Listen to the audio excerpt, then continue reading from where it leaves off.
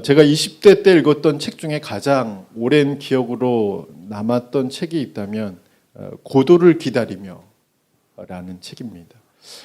최근에 이제 신구 씨와 이제 박근영 씨가 주연을 맡아 공연을 시작해서 큰 화제가 되고 있는데 연극 제목이죠. 희곡집이긴데 제가 이 책을 오랫동안 기억하고 있는 이유는 읽으면서 여러 번 덮었어요.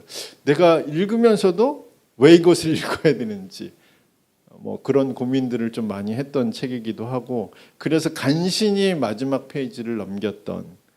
그래서 이 책의 내용을 보면 이제 두 노인이 등장하는데 두 노인이 고도를 기다리고 있습니다.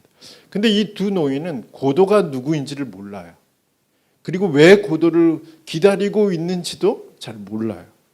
그리고 언제 올지도 전혀 모르는. 그래서 50년 이상을 이 고도라는 인물인지 아니면 어떤 사건인지 또 어떤 것인지에 대해서 모른 채 기다리고 있는. 그래서 서로 대화하고 서로 싸우고 또 서로 토론하고 논쟁하고 뭐 이런 이야기가 바로 고도를 기다리며라는 책의 내용입니다. 그래서 이 희곡집이 발표된 후에 한 기자가 작가에게 물었어요. 고도가 누구냐? 라고 물었는데 작가가 재밌는 대답을 했어요. 어떤 걸로 내가 알았다면 내가 작품에 썼을 것이다 라고 말을 했다고 합니다. 그러면서 이 기자에게 이 작가가 어떤 얘기를 하냐면 독자들에게 전하는 메시지죠. 당신의 고도는 무엇입니까? 무엇을 그토록 기다리며 사는가? 라는 질문을 던졌다고 합니다. 우리 이 작가의 질문을 따라 오늘 우리 자신에게 고도가 누구인지 또는 무엇인지를 질문할 필요가 있습니다. 또한 올 한 해를 되짚어 보면서 우리가 올 한 해 무엇을 기다리며 살았는지 질문할 수 있을 것이라고 생각합니다. 그래서 혹 그 기다림의 실체가 무엇인지 그리고 왜 기다려야 하는지 또 언제 올지도 모를 그 어떤 것을 우리가 기다리고 있는 것은 아닌지 한번 따져볼 필요가 있다라는 생각을 했습니다. 오늘 우리의 기다림에 대한 실체를 증명하는 것이 바로 그리고 그 기준을 제시하는 인물이 오늘 본문 속에 등장하는 시므온이라는 인물입니다. 시므온은 고도를 기다리며에 등장하는 두 주인공처럼 나이가 많은 인물입니다. 그러나 그들과는 다르게 누구를 기다리며 살아야 하는지 그리고 왜 기다려야 하는지 그리고 기다리며 사는 삶은 어떤 삶의 특징을 가지고 있는지를 보여주는 인물입니다. 저는 시므온의 기다림이 오늘 우리의 기다림에 대한 기준이 되길 간절히 소망합니다. 그리고 우리의 기다림에 희망을 불어넣을 수 있을 것이라고 믿습니다. 그리고 새로운 한 해를 준비하면서 새로운 한 해를 또한 기다리면서 우리에게 이 시므온이라는 인물 그리고 이 시므온의 기다림이 우리에게 우리의 기다림에 대한 정확한 좌표를 찍어줄 것이라고 저는 생각합니다. 그렇다면 오늘 본문 속에 나오는 이 시므온은 어떤 기다림의 특징들을 가지고 있을까요? 첫 번째로 시므온은 이스라엘의 위로를 기다리는 사람이다 라고 25절에 기록되어 있습니다. 자, 25절의 말씀 우리가 좀 전에 읽었는데 자, 25절의 말씀을 보면 누가복음의 저자는 시므온을 향해서 이스라엘의 위로를 기다리는 사람이라고 설명하고 있습니다. 여기서 기다리다 라는 헬라어 단어는 단순히 기다린다는 의미로 사용되지는 않았습니다. 이 기다림은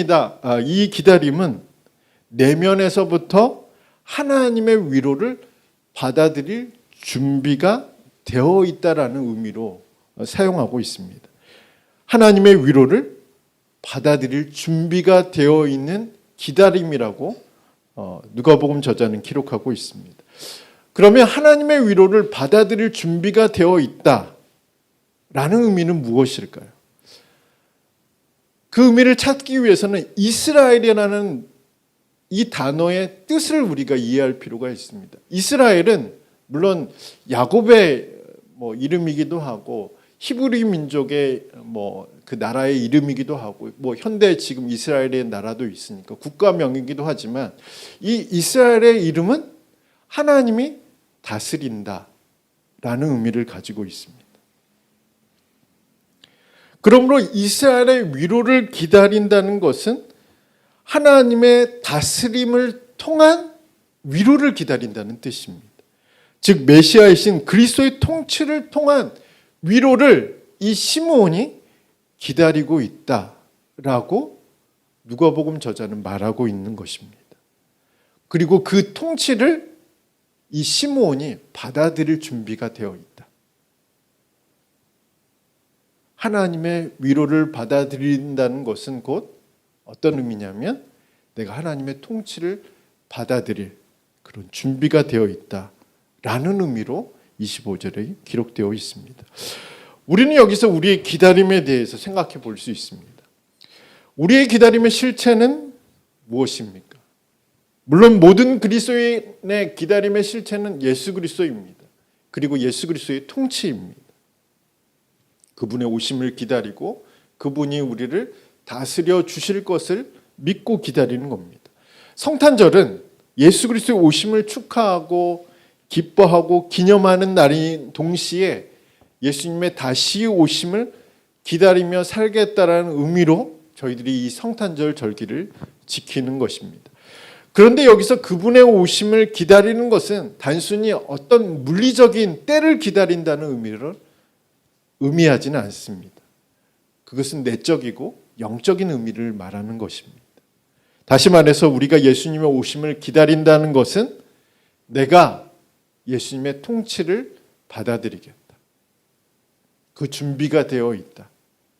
그 통치를 통해 임하게 될 하나님의 구원과 위로를 받아들이겠다는 의미로 우리는 예수님의 오심을 기다린다라고 말하는 것입니다. 그러니까 단순히 예수님은 언제 오시겠지, 어느 때에 오시겠지, 어떤 모습으로 오시겠지, 물론 그것을 아는 지식도 참 중요하지만 더 중요한 것은 내적이고 영적인 의미로 예수님이 오심을 내가 기다린다는 것은 내가 예수님의 통치를 받아들이겠다는 거예요. 그리고 예수님의 통치를 통해서 내가 하나님의 구원을 그리고 하나님의 위로를 받아들이겠다라는 의미로 예수님의 오심을 기다린다는 의미입니다. 저는 이것이야말로 참된 하나님의 위로라고 생각합니다. 그리고 저는 이것이야말로 우리가 구해야 할 하나님의 위로라고 생각합니다. 왜냐하면 그 어떤 것도 예수님과 비교할 수 없기 때문에 그렇습니다. 그 어느 것도 예수님의 통치 아래 살아가는 삶보다 더 참된 위로가 없기 때문에 그렇습니다. 믿으십니까? 이 사실을 믿느냐 안 믿느냐는 매우 중요하죠. 왜냐하면 이사야서 52장의 말씀을 보면 이 믿느냐 안 믿느냐 이것이 복음과 같이 연결되어 있기 때문에 그렇습니다. 우리가 예전에 불렀던 찬양 복음 들고 산을 넘는 자들의 발길 불러보셨죠? 아름답고도 아름답도다. 이 찬양은 이사야서 52장의 말씀을 근거로 작곡된 찬양인데 이 52장 이사야서 52장의 말씀을 보면 복음은 곧 하나님의 통치를 이야기합니다. 하나님의 다스림을 이야기합니다.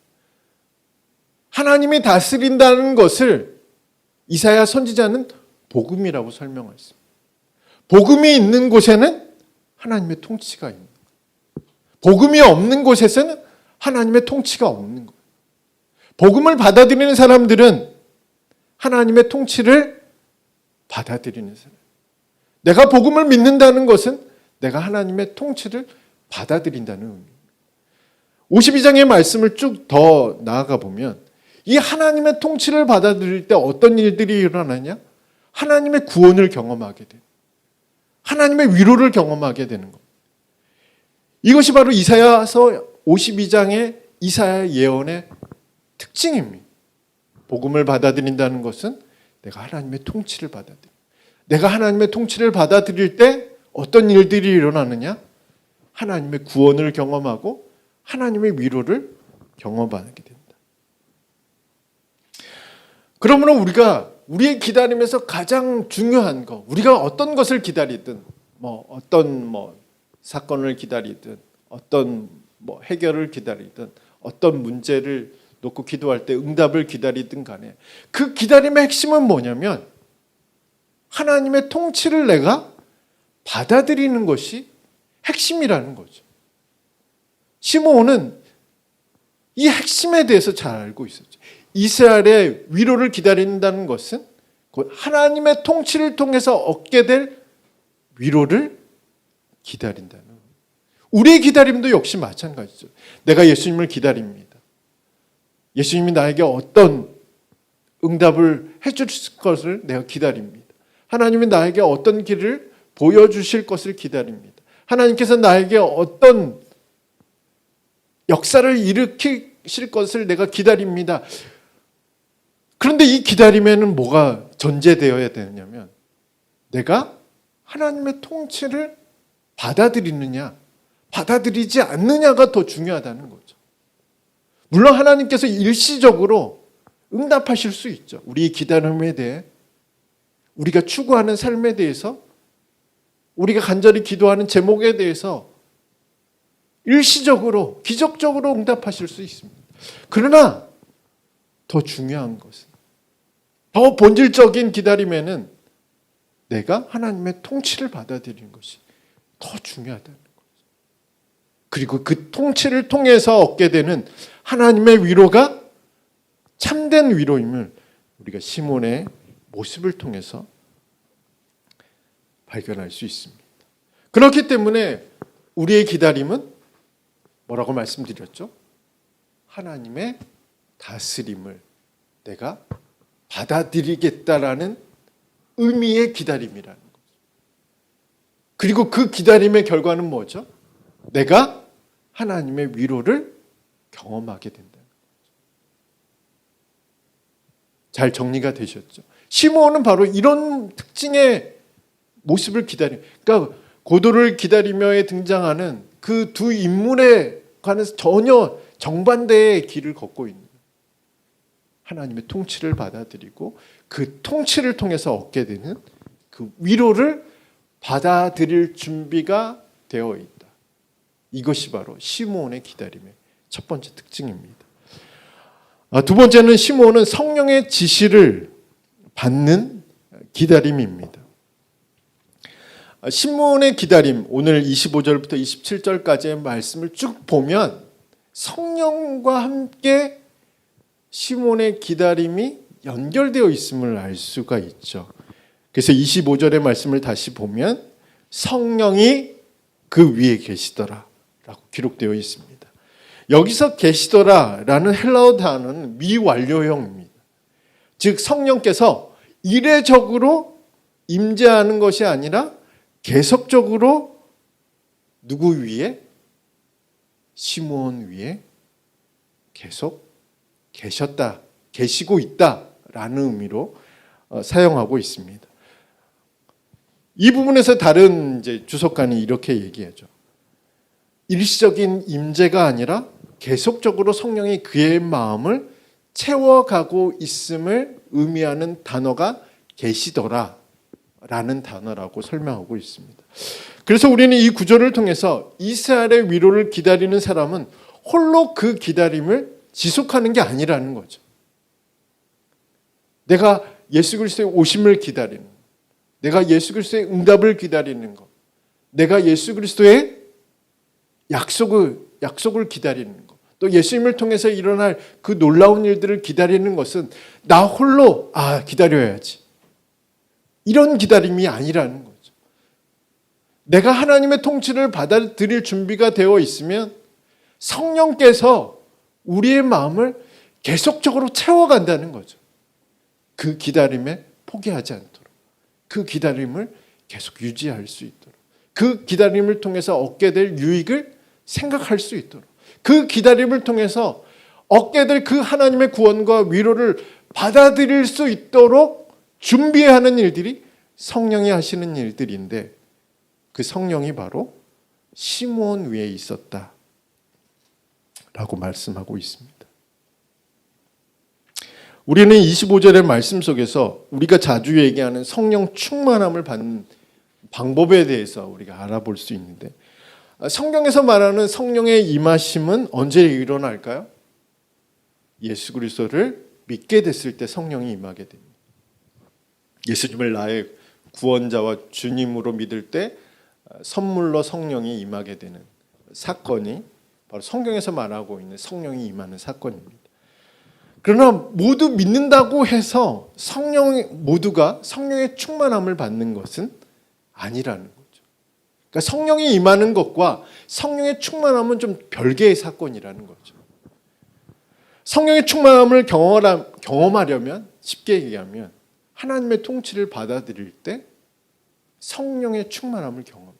내가 성령이 임하는 사건을 경험했어요. 쉽게 얘기하면 예수님 믿고 성령이 임하게 되잖아요. 근데 그 임하는 사건은 임했을 뿐이지 충만하지는 않은 거예요. 여전히 내 안에 나의 욕망이 있고 나의 욕심이 있고 내가 하고 싶은 일들이 있어요. 근데 성령의 충만함은 전혀 반대의 개념이거든요. 내가 하고 싶은 것을 하는 것이 아니라 하나님이 하고 싶은 것을 하고 하나님이 말씀하시는 것을 하고 싶어하고 하나님이 추구하는 삶에 대해서 내 관심을 갖고 하나님의 말씀에 대해서 관심을 갖는 것은 정반대의 일이잖아요.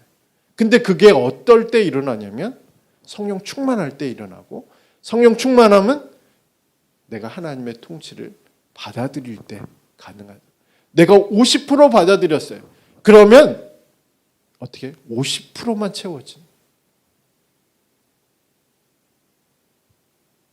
하나님의 통치를 내가 받아들인 만큼 성령이 충만하다는 거죠.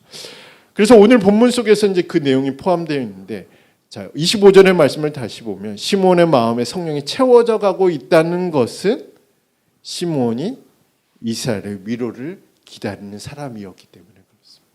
성령이 차곡차곡 채워져 가는 것은 이스라엘의 위로를 기다렸기 때문인데, 이스라엘의 위로가 뭐라고 했죠? 내가 하나님의 통치를 받아들일 준비가 되어 있다. 그리고 그 통치를 통해서 내가 하나님의 위로를 얻기를 원한다는 그 마음이 있을 때 성령께서 차곡차곡 채워져 가고 있다는 것을 표현하고 있습니다. 그래서 이스라엘의 위로를 기다리는 것은 곧 예수님의 통치를 받아들이는 것이고 성령과 함께 동행하는 삶을 의미하는 겁니다. 그래서 26절과 27절의 말씀을 계속해서 살펴보면 시므온의 기다림이 이제 어떤 일들이 있느냐면 성령과 매우 긴밀하게 연결되어 있음을 알 수 있죠. 내가 성령의 충만함을 받으면 어떤 일들이 있죠? 성령의 역할이 조명하는 역할이에요. 말씀을 비춰주는 역할. 말씀을 비춰주니까 말씀이 깨달아지게 되는 거죠. 그러면 그것이 나에게 주신 하나님의 약속의 말씀이 되는 거죠. 26절의 말씀을 보면 성령이 채워져 가니까 어떤 일들이 많아요. 성령의 약속을 받아요. 성령의 지시를 받아요. 하나님이 약속하신 것을 성령을 통해서 확증받는 사건이 바로 26절에 나타나는 거예요. 그러니까 성령 충만 다음에 어떤 일들이 일어나요? 성령이 말씀을 조명해 주실 때 그것이 나에게 주신 하나님의 약속의 말씀이 돼요. 그러니까 성령의 지시를 받았다는 것이 어떤 특별한 체험을 이야기하는 것은 아니라는 얘기죠. 성령이 말씀을 조명해 주실 때 그 말씀이 나에게 주신 하나님의 말씀이 되고 나에게 주신 하나님의 약속이 되는 그것이 바로 26절. 그리고 27절의 말씀을 보면 성령의 감동을 받습니다. 성령이 흔들어 깨워요. 약속을 붙잡고 있으니까 성령께서 시므온의 마음을 흔들어 깨워서 어디로 데려가죠? 성전으로 데려가. 그리고 하나님의 약속의 말씀이 성취되는 그 사건의 현장으로 시므온을 데려가. 이게 연결되어 있잖아요. 먼저 성령이 그 위에 계시더라. 그리고 성령의 지시를 받았더라. 그리고 성령의 감동을 받고 약속이 성취되는 그 현장으로 가서 하나님의 위로, 이스라엘의 위로를 경험하는 시므온의 모습들을 우리는 본문을 통해서 확인할 수 있습니다. 그러므로 우리가 두 번째로 해야 하는 일이 뭐냐면 뭘까요? 성령의 충만함을 받는 것이죠. 두 번째는 성령의 충만함을 사모하는 것입니다. 기다리는 사람은 곧 뭐라고 했죠? 하나님의 통치를 받아들이겠다는 사람이죠. 하나님의 통치를 받아들이는 사람은 성령이 차곡차곡 채워져 가는 삶을 살아가는 것. 그러다가 성령께서 말씀을 비춰주시죠. 깨닫게 해주시죠. 그것이 나에게 주신 하나님의 말씀이라고 약속해 주시죠. 그 다음에 어떤 일들이 발생해요? 하나님이 성령을 통해서 우리의 마음을 감동케 하시는 거예요. 흔들어 깨워서 어디로 데려가요? 약속이 이루어지는 현장으로 데려가요. 이것이 바로 시므온의 기다림의 두 번째 특징이라는 겁니다.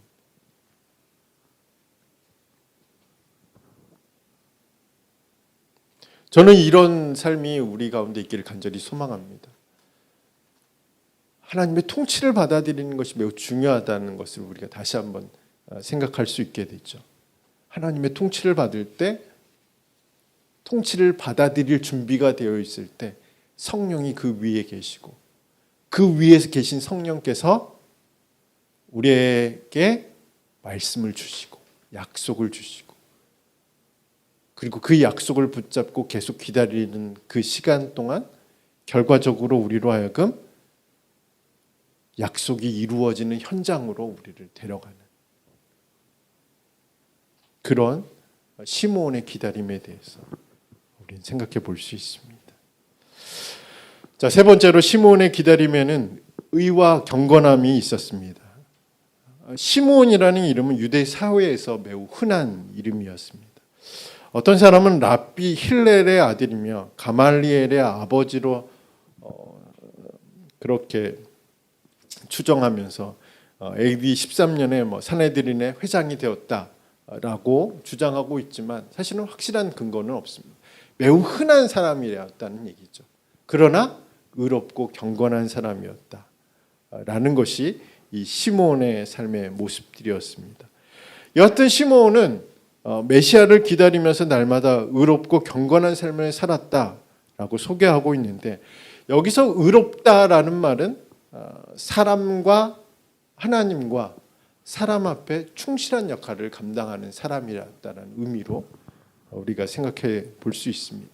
그리고 경건하다는 말은 이것은 하나님의 율법과 좀 관련되어 있습니다. 하나님의 율법의 요구에 충족되는 삶을 살려고 노력했던 인물이 바로 경건한 시므온이다라고 그렇게 말할 수 있습니다.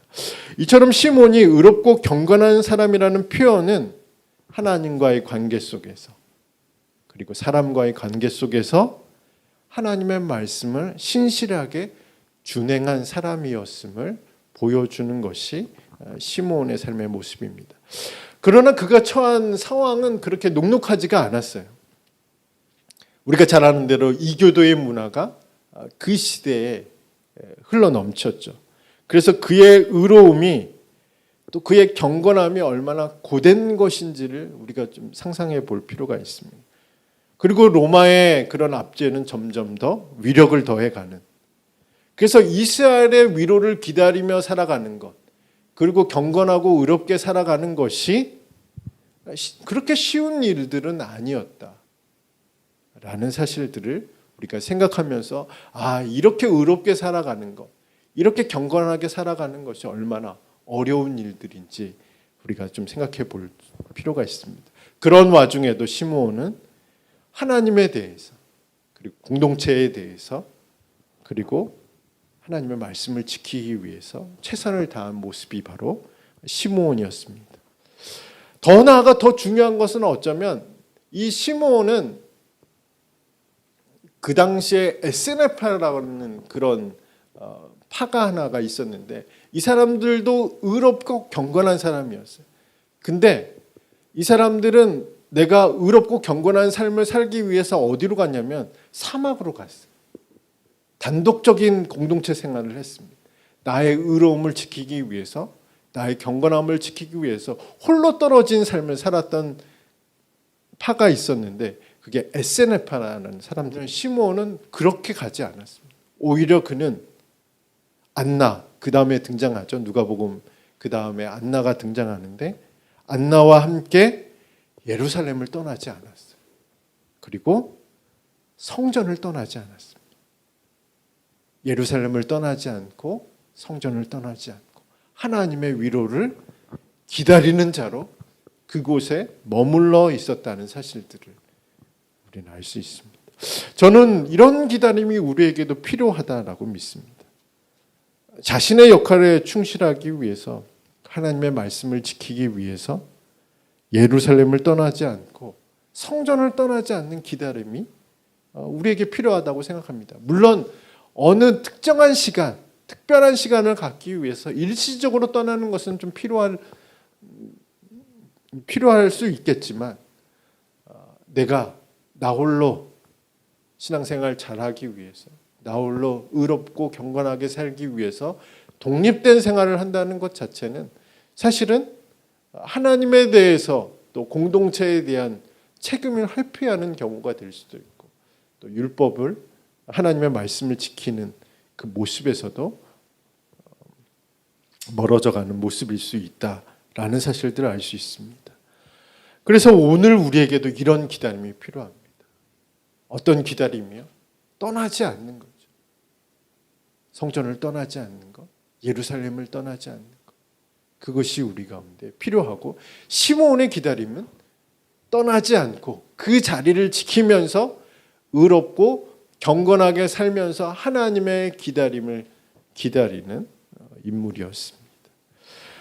2차 세계대전 당시에 미군은 전투기 격추율을 줄이기 위해서 전투에서 살아 돌아온 전투기들의 탄환 흔적을 분석하면서 어떻게 하면 전투기가 추락하지 않고 더 많은 그런 공중에서의 그런 전투 능력을 행사할 수 있지 고민하기 시작했습니다. 그래서 탄환 흔적을 분석해 보니까 날개, 몸통, 꼬리 순으로 총격을 받은 그런 흔적이 나왔습니다. 그래서 그 부분에 대한 방탄 성능을 보강하는 계획을 세웠다고 합니다. 그러나 그 연구에 참여한 통계학자는 탄흔이 적은 조종석과 엔진과 프로펠러를 보강해야 된다라고 주장했습니다. 왜 이 통계학자, 이 수학자가 무슨 근거로 이런 주장을 했냐면, 조종석과 엔진 부분에 총을 맞은 전투기는 치명상을 입고 아예 귀환조차 하지 않았기 때문에 그렇습니다. 그러니까 돌아온 비행기는 흔적은 많아도 돌아왔잖아요. 근데 돌아오지 않는 비행기들이 있었을 거 아니에요. 그 숫자를 헤아리지 않으면 이 전투기 개량은 불가능하다라고 이야기를 한 거죠. 그래서 귀환조차 하지 못한 전투기를 참조해서 전투기 성능을 제대로 보강해야 한다라는 주장을 하게 됐다라고 말했습니다. 우리는 이 전투기의 이야기를 통해서 때때로 현상에 매몰되어서 본질을 망각하거나 본질을 놓치는 것이 얼마나 큰 손해가 되는지, 큰 위험이 될 수 있는지를 생각해 볼 수 있습니다. 의롭고 경건한 시므온이 의롭지도 않고 경건하지도 않은 세상 속에서 이스라엘의 위로를 기다리며 살 수 있었던 이유는 보이는 현상에 유혹당하지 않고 매몰되지 않았기 때문입니다. 오히려 시므온은 본질을 추구하는 삶을 선택하고 현상의 유혹에 등을 돌리는 삶을 살아갔기 때문에 이런 삶이 가능했습니다. 그래서 시므온은 본질, 하나님의 말씀의 요구에 충족하는 삶, 보이는 현상이 아니라 보이지 않는 본질에 집중하는, 하나님과 공동체에 집중하는 삶을 살았습니다. 시므온의 이런 선택은 오늘 우리에게 동일하게 요구되는 선택이기도 합니다. 왜냐하면 우리 역시 이스라엘의 위로를 기다리는 사람들이기 때문에 그렇습니다. 우리 역시 예수 그리스도의 통치를 받아들일 준비가 되어 있는 사람입니다. 그렇죠? 그렇기 때문에 우리 역시 성령의 임재와 지시와 감동에 따라 살기를 원하는 사람들이기 때문에 현상, 보이는 것이 아니라 보이지 않는 본질적인 것에 우리가 더 집중해야 우리는 기다림의 삶을 살아갈 수 있는 거예요. 고도가 무엇인지, 고도가 언제 올 것인지, 고도가 나에게 어떤 의미인지 뭐 이런 막연한 기다림이 아니라 그리스도인의 기다림에는 예수 그리스도의 통치를 받아들일 준비, 성령의 지시와 성령의 임재와 지시와 감동에 따라 살기를 원하는, 그리고 하나님과 공동체에 대한 역할을 감당하는 것, 그리고 하나님의 말씀의 요구에 충족되는 삶을 살아가는 것이 의롭지 않은 세상에서, 경건하지 않는 세상에서 우리가 참된 기다림의 모습으로 살아갈 수 있는 비결이라고 믿습니다. 저희들은 모두 기다리는 자이죠. 그 기다리는 자의 삶을 살아가는 한 주간이 되시기를 주님의 이름으로 축원합니다.